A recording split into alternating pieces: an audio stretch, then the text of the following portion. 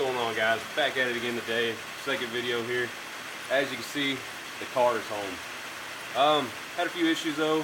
The ice tank back here, started working on it yesterday, didn't record any of it, probably should have.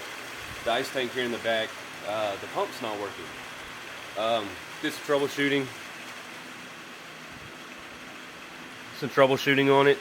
Found out that the pump is good, just maybe on the wrong fuse to keep the relay on. So chasing it down, trying to see if that's it or if it's actually the relay that's messed up. So that's what I'm working on today.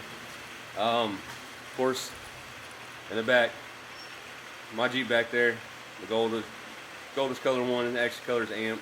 And then I got the in-laws here. I got to replace the temp sensor on it. So that's what I'm gonna be working on today. Got my little helper. He's not much help. He just gets in trouble and makes everything longer because he likes to just get into stuff. It's starting to kind of rain here, but that's what I'm working on today. I'm gonna take some videos of it as I'm working on it. Probably using GoPro right now. I'm using the Sony camera I have, trying it out. But here, I guess we'll just get started on it. Really, not much else to do. The way we had the ice tank set up is that it'll kick on with the accessories on. So that way, if I'm at the track, I put some ice in it, I don't have to have the car running to get the cold water flowing through the supercharger to prevent the heat soak and all that, keep that cool for the cold air. Definitely want the cooler air, gives you better numbers and everything. So we had it kicked on with the accessories, and it worked at first, because like I said, saw the video when it went the last video was Wednesday, when I went to go pick it up. Or not, I'm sorry, not pick it up, but do the dyno, check some pulls out on the dyno. I picked it up that Friday. Didn't record anything on the way home. I think I was just too excited and happy to have the car back. And then also with traffic and stuff, that time of day was pretty bad. So didn't do any recording on that on the drive home. Haven't really driven it much. The only reason why I noticed this is because of the air intake, temps and stuff like that. Hold on, I gotta get this dog back. Yeah, sorry. My helper was running amok, and the neighbors driving by are like looking at him because he's out in the front yard, make sure somebody's watching him. Like I said, he's not much of a helper. He just gets into stuff, causing more trouble, and slows the process down. But yeah, so it was working when I picked it up. I don't know what happened. I don't know what the deal was, but I did find out because I thought maybe the pump had already gone bad, but the pump hasn't gone bad. So that's about where I'm at right now on doing that. Trying to get it all situated, get it all lined back up. I gotta find a fuse that has power and accessories on, so that way, like I said, when at the track and all that, that you can just turn the car on accessories without having to actually physically start the car and have that water flowing through to keep everything cool and cool everything down. So I guess let's get to it.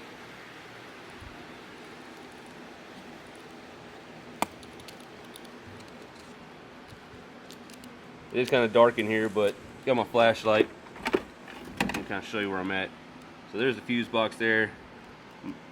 That's where the relay plug is there. That goes down, comes across, comes over to the pump. Got my little test light, not very good. Battery, of course, is back here. But you have to pretty much disassemble the trunk to get to it. So that's what I'm doing.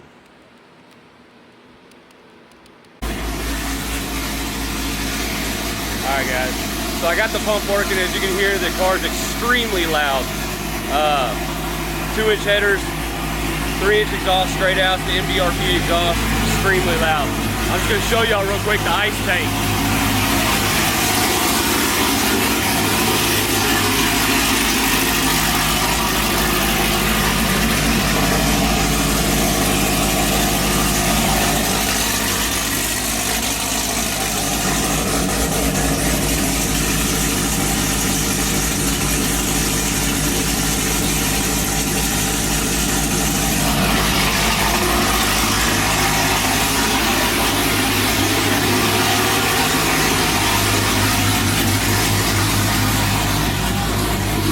Like I said, it's extremely loud. So that's working now, everything's good. Both pumps are running because we did leave the stock pump on there to run as well to help out. So now I just got to button everything back up. So that's what I'm about to do, and then I'll move on to the father-in-law's Jeep there, that blue one, and knock out the temp sensor. Alright guys, so now the car is back together. Everything's working like it should. Yeah, so that's easy. That was easy. Doesn't take long to put back together. Just removing the little push fittings is more of a pain than anything, but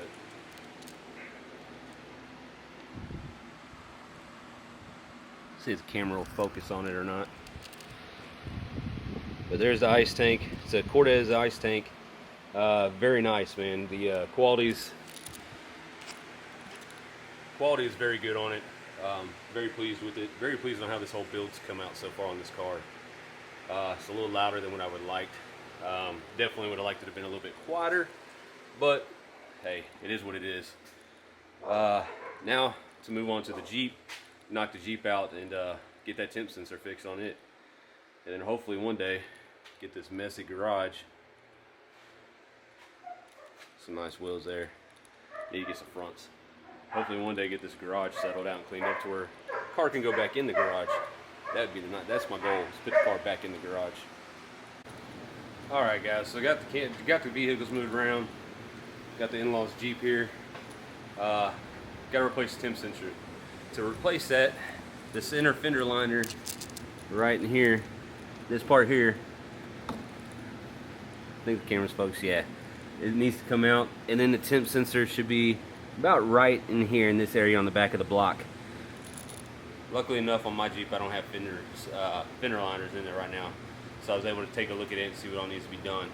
So that's where we're getting started. I'm going to take this out, and then once I get it out I'll show y'all the temp sensor that I'm replacing. Hopefully that if any of y'all have a Jeep out there is watching the video and the channel, hopefully that'll help y'all out whenever if y'all ever have to do it. Relatively simple. It's a lot more tedious, I guess you say, the way it looks. Just trying to get that fender out. It's got a bunch of those little plastic clips. You got to pull all those out. Those are never fun. Alright, so got the fender liner out. Now it's time to get the sensor out. It's clearly visible from, you know, just sitting here. I don't think I'm gonna have to remove the tire. We'll have to wait and see. I'm gonna try to do it without removing the tire. I may just have to turn the wheel in and that'll allow me to get in there. But I got the flashlight there in case it's hard to see. It's the right up there with that red clip. Camera can focus here. Right there. That's the one there that let's see. That one right there. That's the one that needs to be changed out. Evidently it's bad.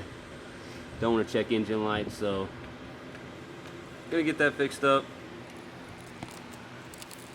That way the in-laws can get not have no issues, because without that you really don't know if vehicle's overheating or not.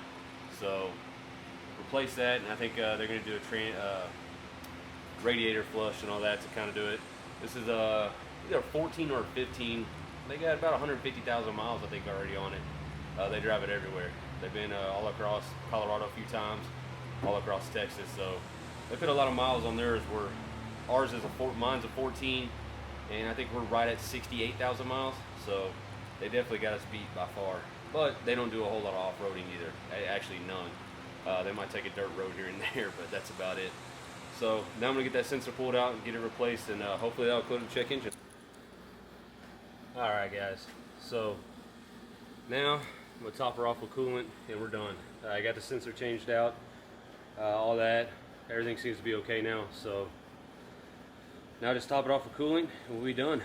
The in-laws can have their Jeep back, and I'm done for today. It's hot. Get to go in and relax. Once again, like my videos, please subscribe, like. We'll see how it goes. More to come.